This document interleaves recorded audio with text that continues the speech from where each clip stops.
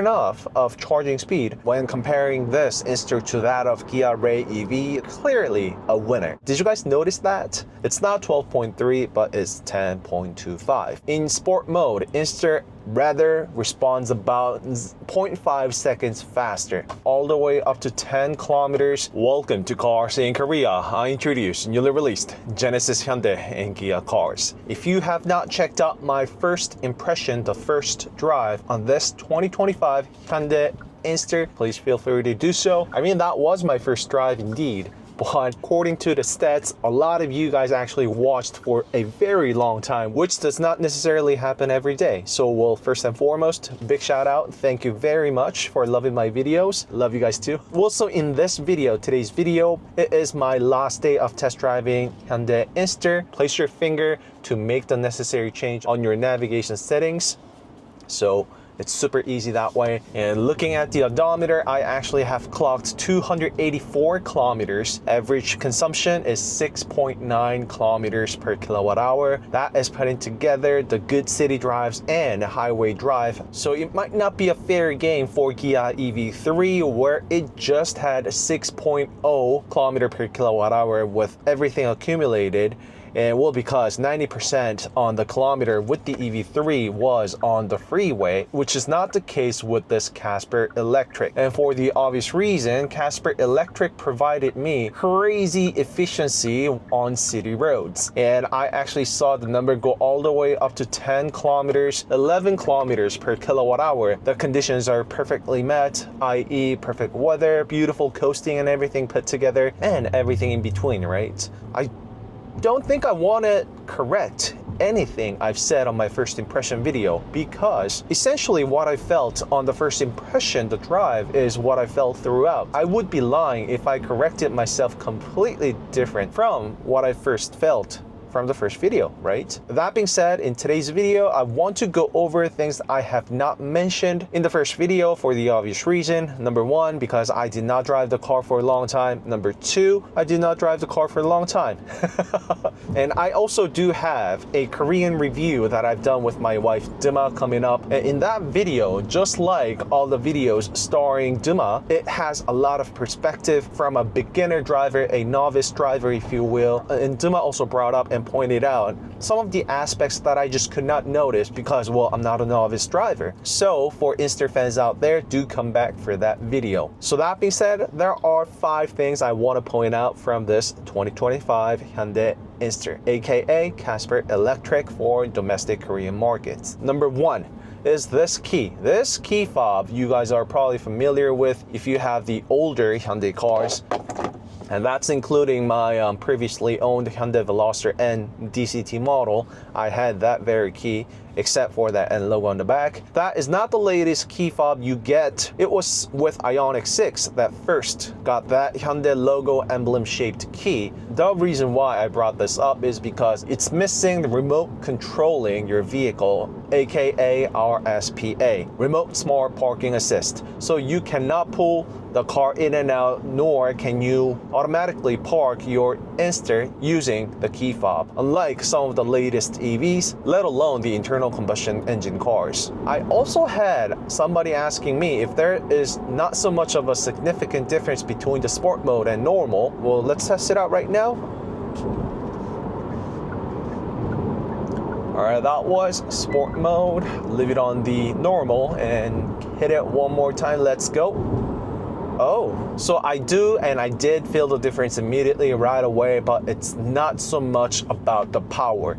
The output actually stays quite similar, but the way the car responds. In sport mode, Inster rather responds about 0.5 seconds faster. It's a bit more prompt and quick. And that was just me picking up the speed, slamming on the accelerator in mid-speed. Not sure if that will differ from standstill position, but I doubt that the logic will be different in different speeds. So there you go. And speaking about that, at the end of today's test drive, I will go over all the questions you guys left me on the community post and my YouTube video and my Instagram, my social media, everything. So that was the sport mode, and I was talking about the RSPA. You cannot remotely control your car with a key fob. Yet, of course, you can use your smartphone app, use the blue link, and remotely control, run the AC, HVAC, everything that we could have done originally. So at least we have that. We can check on our smartphone the charging status and the status of the vehicle, everything, and so forth. Moving on to the next one, second point is that the car has easy entry. Despite the fact that it is missing a few of the flagship features and techs that Hyundai Motor and Hyundai Car has got to offer, it has the easy entry. I am giving you the precise name right now. Sorry, just can't think of it off my head right now. Just have a key in your pocket and approach the vehicle. Place your hand inside the door handle and you can easily open up your door without having you to press on that unlock button. Now, the door handle does not have that tiny black rubber that you had on Casper ICE model. It is just body color matched, very sleek, it is flawless, and it just goes along with the car very beautifully, nicely. Touch on it or gently slide your hand, the car will react and lock the vehicle right away. So that is another convenience added. Speaking of which, I actually do want to talk about this HOD, hands-on detection, which is the latest tech that you can also get from Hyundai Motor Group cars, allowing you to just place your hand anywhere in your steering wheel and the car is not going to ask you to keep your hand on the steering wheel again. However, that is not available on Inster. And well, I had to bring it up so I can explain you what it is. So it's missing the HOD, do not get confused. So it is the good old torque feedback basis, meaning that the car will only know that you have your hand on the steering wheel when the torque feedback is given to this steering wheel, i.e. you do have to move, shake your steering wheel just a little bit in order to let the car know. Those of you guys who have this on your car, how many times were you annoyed by the alert saying that we should keep our hands on the steering wheel when you do have your hands on the steering wheel 9 o'clock and 3 o'clock? That happens a lot with our daily driver Kia Seltos 7-speed DCT. I don't really blame them. It is just the technology advancing, right? All this long intro explanation on the torque feedback I'm talking about, I brought it up because you don't have to do this anymore. In my first impression video with the Inster, I almost thought that the car came with HOD, hands-on detection, because the message just would not pop up. And later, I found out the slightest movement of the steering wheel actually will detect that you have your hands on the steering wheel. Once again, not an HOD, but it works. Big shout out, big props to Hyundai for that, because it was annoying as heck, but it's gone. The car does not come with HUD. So no doubt, yep, you don't see anything on the screen. Just plain good old windshield. Throughout my previous and older review videos, I said that missing HUD is not much of a downside, but now that I am all used to it, I often had a great urge to have that HUD, i.e. when I was just casually driving, it was very nice to have HUD just showing me, displaying me how fast I am going, which this Inster does not offer. Again, it is something that we always lived with before the era of HUD, so I can live with it okay. Just had to bring it up. Tied together with the convenience I am going over, it is this wireless charging pad in the middle that Casper, the ICE model of Inster, did not have previously. So just like this, when you are merging into lanes and need to pick up the speed, Inster's got you covered. And also the HDA, although it's HDA1, it works beautifully. The only difference between HDA1 and 2, not the only, but the most significant difference you would feel is when you are making and exiting the tight corners and turns. But this HDA just does everything beautifully. Although HDA1, the car will also adjust the speed accordingly to your current roads and conditions, which our Seltos does not have, although it has the HDA one too. You see, there are a bit of minor upgrades and change with the latest cars from Hyundai Motor Group cars, although they have the same feature and tech. So been going over a lot of advantage about the car, but some of the downside or maybe missing feature that I wish was available on this car is definitely the bigger screens and monitors. If you didn't know, Inster comes with dual 10.25-inch monitors, one on the left, one in the middle for navigation and infotainment system. Because we have such a tiny interior, it almost just feels like one of those largest screens you can get from Hyundai cars, i.e. 12.3-inch monitors you get from pretty much every car now. However, the small size of the Inster's interior plays in favor of the Inster, as you can see. Kind of gives us, fools our eye, making it look like a gigantic screen. Did you guys notice that? It's not 12.3, but it's 10.25. Moving on to next point, with this display, Inster does not come with the latest tech called ccNC, which stands for Connected Car Navigation Cockpit, meaning the car can support wireless Android Auto or Apple CarPlay. No. However, Inster supports wired connection, but there is this kicker. You will see two charging ports right here, right? One on the left is the USB-A type. One on the right, almost covered up, is that USB-C type charging port. You guys probably know the reason why I brought it up is because Apple CarPlay and Android Auto is supported with the wired connection, but only with USB-A. So if you got rid of it already, make sure you get it back. You need that for your wired connection. Once it is wired, it is essentially the same thing. And I cannot recall which car it was, but sometimes the connection was much more smoother when you had the wired connection. And I found out because I often use my smartphone inside my vehicle, but when I have the wireless connection set up, it actually gets connected to the car wirelessly every time I hop in, so it got annoying. I got rid of it and used the wired connection, and that's how I found out. I have a feeling that that might not be the case with the latest cars, but double check. If your car becomes a bit leggy with the wireless connection, do give it a try with the wired connection if you are okay with that.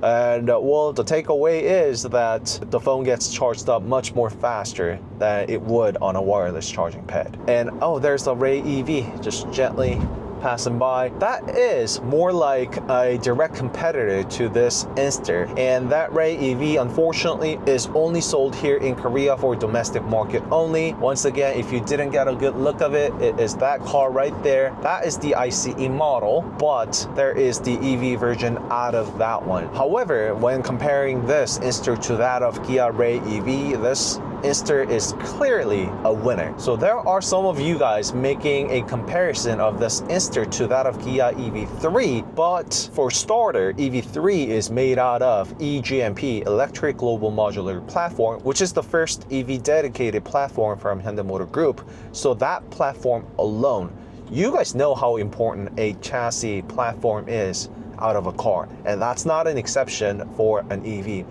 I guess it's even more important compared to the era of ICE, internal combustion engine cars. When Kona Electric first rolled out, Hyundai just used the chassis used on Kona ICE cars directly, and they just had to fit batteries on the second row seat, which resulted in boosted height, sitting height of the second row. And that's also the same case with other cars that just used the ICE chassis and the platform straight away.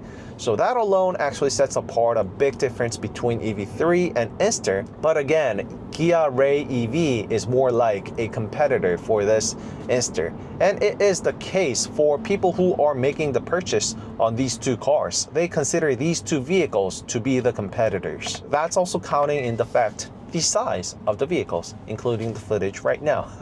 So I have this last point. Inster has upgraded phone call quality inside when you are using this hands-free phone call using Bluetooth. If it's your first time inside Inster, and unless you are in Korea, you guys have no idea how Casper sounds like, but it was terrible. It's not good. On a level, the person on the other side of the phone has a bit of trouble hearing you under poor conditions. Said it out loud officially that they have worked on the phone call quality and they have greatly improved. And I think that really is the case because I did talk to my wife Dima on phone on freeway going over 100km/h. The car did a good job of delivering the message. There was no complaint from Dima, and I asked her how the phone quality was, and she said it's just perfectly fine. So those are the things that I was able to find out after test driving the vehicle for nearly 300 kilometers now. And this time I actually drove